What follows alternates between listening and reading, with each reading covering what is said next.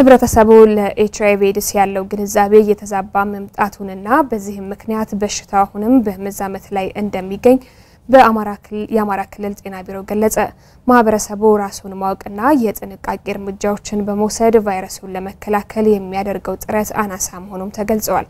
ይዝባለም ጌታነህ በጉዳዩ ላይ የትንታኔ ዘገባ አዘጋጅታለች።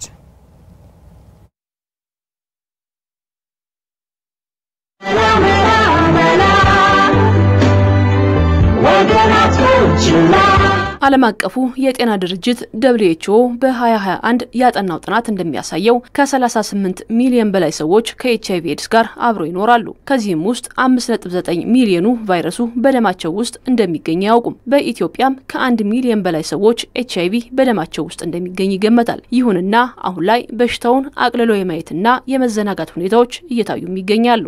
ኤችአይቪ አሁን ያው መዘናጋት ላይ ነው ያለነው። የመዘናጋት ደግሞ ያው የብዙ ህይወቶችን እየቀጸፈ ነው ያለው። ያ ማለት ኤችአይቪ ግንዛቤ ያስፈልገዋል በየጊዜው ማለት ነው።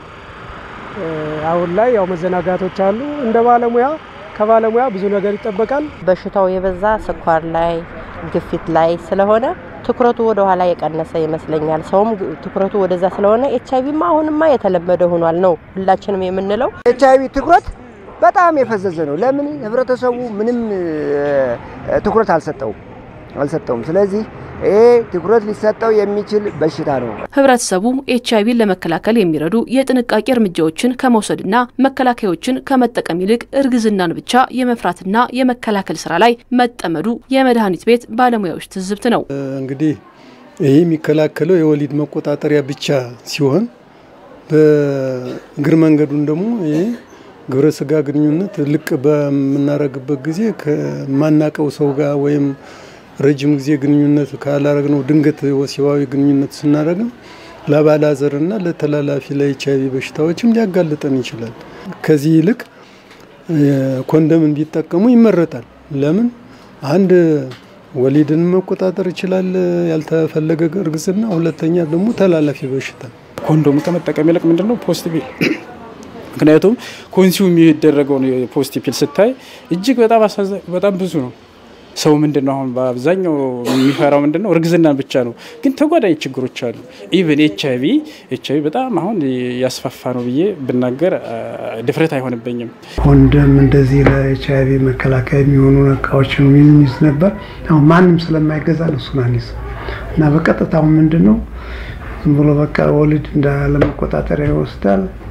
ምንም አይነት ኤችአይቪ ኤድስ አለ የሚባልም ነገር ያለ ግንዛቤ ያለ አይመስለኝም። ሰው በጣም ተዘናግቷል። በሚመለከተው አካል ስለ ኤችአይቪ የሚሰጡት የግንዛቤ ማስጨበጫ ስራዎች እየተቀዛቀዙ መጥተዋል።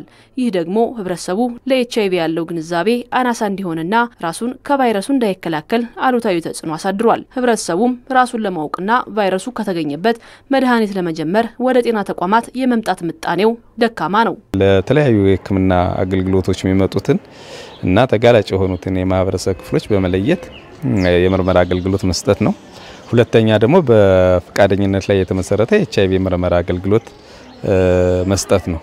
በፍቃደኝነት ላይ የተመሰረተ ምንለው ራሱ ደንበኛው አስቦበት ከቤቱ መጥቶ የራሱ ምርመራውን የሚያደርግበት ሂደት ነው። እሱ ብዙ ጊዜ ስናየው በተለይ ከዚህ ከትዳር ጋር ተያይዞ የጋብቻ ወቅቶች ላይ የመጨመር አዝማሚያ ቢኖረውም በሌላ ጊዜያቶች ብዙ ሰው በፍላጎት የተመሰረተ ኤችአይቪ ምርመራ አገልግሎቱን የማግኘት እንትኑ እንደ ድሮ አይደለም፣ የቀነሰ ነው። የአማራ ክልል ጤና ቢሮ እንደቀደሙት ጊዜያት ሁሉም የህብረተሰብ ክፍል ላይ ሳይሆን ለቫይረሱ ይበልጥ ተጋላጭ ናቸው ተብሎ የሚታሰቡ የህብረተሰብ ክፍሎች ላይ መሰረት አድርጎ ይሰራል። ለመሆኑ እነዚህ ተጋላጮች እነማን ናቸው? እዚህ ተጋላጭ የህብረተሰብ ክፍል ብለን የምንጠራቸው የመጀመሪያዎቹ ሴተኛ አዳሪዎች ናቸው። ሁለተኛዎቹ የህግ ታራሚዎች ነው። ሶስተኛው የረጅም ርቀት አሽከርካሪዎች ነው። የቀን ሰራተኞች ናቸው። ትዳር አጋሮቻቸው የሞቱባቸው አግብተው የፈቱ አፍላ ወጣቶችና ወጣቶች እንዲሁም ኤችአይቪ በደማቸው ያለባቸውና የነሱ ቤተሰቦች መሰረት አድርገን ነው የኤችአይቪ መከላከል ስራ የምንሰራ። የህብረተሰቡን ግንዛቤ ለማሳደግና ቫይረሱ አሁን ድረስ ወረርሽኝ ሆኖ መቀጠሉን እንዲገነዘብ በማድረግ በኩል ቢሮ ስራዎችን ይሰራል። ያቻላቸው እየተንሰራለን። ፕሪንት ኤንድ ኤሌክትሮኒክስ ሚዲያ ላይ እንሰራለን። ከዛ ባሻገር የኮንዶም የማስተዋወቅና የማሰራጨት ስራ እንሰራለን።